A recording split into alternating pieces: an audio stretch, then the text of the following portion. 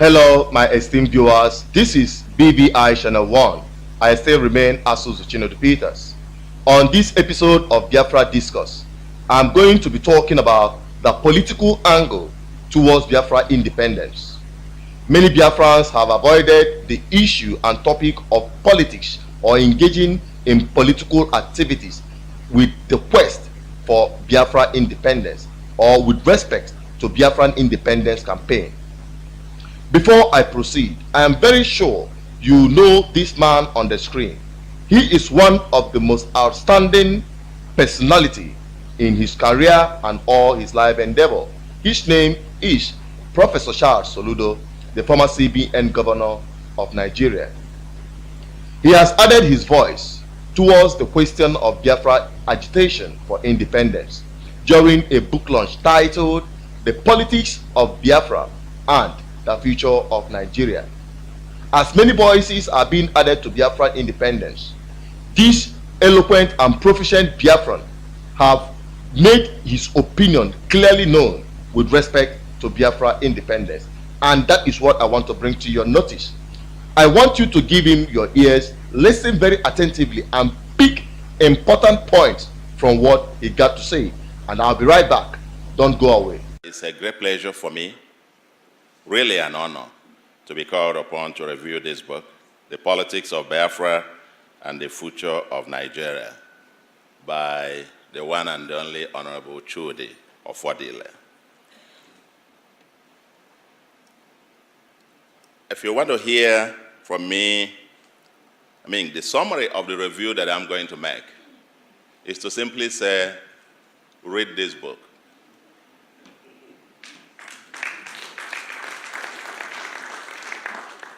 If you haven't read it, you haven't read any book on Nigeria, on Biafra, and the road ahead in recent times. There could be two contending views: the Neo-Zikism, a fairer federal Nigeria, versus the Neo-Biafranism, people who are impatient, who think this thing cannot be fixed. You can't fix Nigeria, it's beyond repair. Just let my people go. There's no question. And even within that, there are differences about the strategy to go through that. Nigeria, everybody talks about restructuring. From this book, we get an unambiguous view of the faulty design of the Nigerian system. There was a modification of the Agui-Ironsi's unitary system into a unitary federal structure with a suffocating command post at Abuja. That suffocating command structure of unitary federalism was okay for sharing and consuming the oil rent. But now that things are falling apart, but that system also, even while the oil rent lasted, was inherently politically unstable and unproductive economically. If you see the failed or fragile state indices and the rankings of Nigeria, we have been coming back precipitously from number 54 in 2005, now to number 13. We are one of the countries under the red alert list. And so it hasn't worked. The concoction hasn't worked. The 36 state structure that we have today, Ofodile argues very forcefully that this current 36 structure is contrary to the instruments of surrender of Biafra, that there are three conditions that they agreed on the instruments of surrender, one of which was that the Biafrans accepted, said, we accept the current structure, which then was a 12-state structure. And that B or C of it was that any future change must bring all Nigerians on the table to agree. And that these were the things they signed at the instrument of surrender, but that the military unilaterally subsequently changed the structure without then the participation of the other side. And he argues that this is against the instrument of the surrender, and that no wonder the Southeast has been marginalized out of it, 5 states out of the others having 6 and 7. The census and revenue allocation that disadvantages the Southeast. There is the citizenship question. The Igbos think they become visitors everywhere all over the country. When it is time for census, the Southeast complain that they are about the only ethnic group that have maybe a majority of their people living outside of their homeland. And that during census, their populations are counted in the states where they live. Imagine a state, and then population becomes basis for sharing the oil money in Abuja. When it is time for that, you count them in there, you don't ask for state of origin in the census. But then, you use also the population to get the allocations. But when it is time to share anything else, you remind them that they don't belong here, as the case may be. So there have been issues about citizenship question. He said, the lesson to be learned, if anyone cares to listen, is that the detention of Nnamdi Kanu, no matter for how long, will not stop the agitation of Biafra, end of quote. He further argues that the detention of Uwazurike between 2005 to 2007 helped to radicalize his followers. The same thing happened when the leader of Boko Haram was killed. The new Biafra movement started in 1999, and not after this election as being falsely put up by some. He takes on the Masob, the IPOB, Belia initiative, and so on and so forth. And the fact that actually there are, within this new movement of the new Biafranism, there is a division between those who want the democratic process, going through the legal process, and that you now have people, Dr. Dozie Ikedife, OON, and retired Justice Ezo Zobo, CON or whatever, of Nigeria. They are now in court. They have sued the federal government of Nigeria at the Federal High Court in Owerri, actually agitating that Biafra should let my people go, as it were. So there is a division in the new Biafranism between the Kanu, Nnamdi Kanu's group, and the Dozie Ikedife and the other elders, that they have actually set up a customary government, as it were, on how to pursue this. So, as they put it, some people who do not understand the ideology of indigenous people of Biafra from the very start, as they were presently misinformed that indigenous people of Biafra have no customary government, that the administrative system of Biafra now is command and control. Let me quickly flash back on Radio Biafra broadcast as anchored by Nnamdi Kanu, so that Biafrans will understand exactly the true ideology driving indigenous people of Biafra and how IPOB administrative system is structured. Good evening, wonderful people, great Biafrans, wherever you are in the world. We are welcoming you to today's rather extra special edition of the News Hour of Radio Biafra, coming to you live from Texas, from Corpus Christi, Texas, in the United States of America. I'm Nnamdi Kanu, your host and director of Radio Biafra, and by the grace of God, a servant of the wonderful people of Biafra. I am delighted to say, every Biafran, wherever you are on this planet, be it today, yesterday, or from 10, 15 years ago, if you identify yourself as a Biafran, you should come under the authority and the guardianship of the Council of Elders of the Indigenous People of Biafra.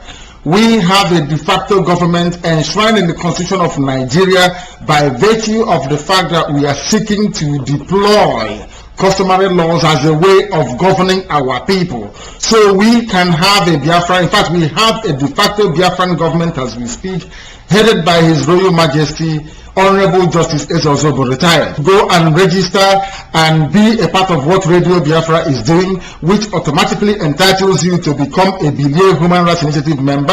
I am not leading Biafra, neither is my team at the entire board of the Radio Biafra editorial board. We are not leading Biafra, neither is Bilia leading Biafrans. Biafrans are led by our wise men, our wise elders, our wise fathers, our wise uncles, our brothers, will make up the Council of Elders of the Indigenous People of Biafra. The idea of a customary government under the Supreme Council of Elders in accordance with customary law enjoys the support among a section of the Igbo. The lesson to be learned, if anyone cares to listen, is that the detention of Nnamdi Kanu, no matter for how long, will not stop the agitation of Biafra, end of quote. So, if I were President Buhari, quite honestly, I would be very suspicious of anyone who advises me to ignore the Biafran issue. I'll be very suspicious. Anybody who says that is either ignorant or being mischievous or quite patently doesn't mean well for the government itself. It probably wants the same government to repeat the mistakes of the past so that it could lead it down the trend. From what we have heard so far from Professor Charles Soludo with respect to Biafra independence and the future of Nigeria, the question arises, do Biafrans really need to apply or engage in political activities towards their agitation of Biafra independence? If Biafrans actually needed a political activity to achieve Biafra independence, how and why should they engage in political activities? Like I will always say, do not engage in a fight with a fool, because he's going to bring you down to his level and beat you with experience in foolishness. Over the years, Biafra agitation lacked intellectual content, and as a result of that, Nigeria has taken that as a weapon against our people to molest and harass Biafran agitators. This is because Nigeria is paradox to intellectuality. But I can tell you categorically that the game has changed. Indigenous people of Biafra have fully engaged Nigeria in an intellectual warfare, as indigenous people of Biafra, through her customary government, have engaged Biafran independence campaign through every legitimate means. That is why indigenous people of Biafra sued Nigeria for self-determination in her own court. Yet, Nigeria lacks the intellectual competence to confront the Biafrans in their own court. The same was witnessed during the case at ECOWAS court between Nnamdi Kanu and the federal government. Like I said earlier, that Nigeria is paradox to intellectuality. That is the reason why they have tried every possible means to avoid engaging Biafrans in an intellectual confrontation. Nigerian government would rather prefer that Biafran agitation remains on the street. Biafrans are already in court fighting for her self-determination. Biafrans have already been adopted into the ECOSOC Department of United Nations and African Union, exploring the diplomatic angle and approach for Biafran independence. Biafrans have engaged in serious public sensitization via various media platforms. But Biafrans have failed all these years to engage in political process. This is as a result of misinformation and misconception about what politics is all about. Politics is not all about contesting and winning election. Politics is all about who gets what, where and when. Politics is all about taking control of what belongs to you. Now let me tell you, independence campaign is a political process itself. And we cannot go far. We will be doing merry-go-round if we do not consciously engage in political activities. Take a look at Catalonians. Take a look at the Palestinians. Take a look at South Sudan. All of these people engaged in the political process. 99% of Biafrans want Biafra independence, and they form the chunk of the electorate. We shall use our voting power to change the political landscape of the southeastern part of Nigeria, including the Niger Delta region. There is nothing like South-South. I must emphasize on that. There is nothing like South-South. It is southeastern part of Nigeria. Thank you for watching. For more video updates, please subscribe to our YouTube channel. Like, share, and don't forget to drop your comments. Follow us on all our social media platforms. Join us on Facebook at Biafra Voice International BVI Channel 1. Till I come your way next time, I still remain Asusu Chinedu Peters. Stay blessed.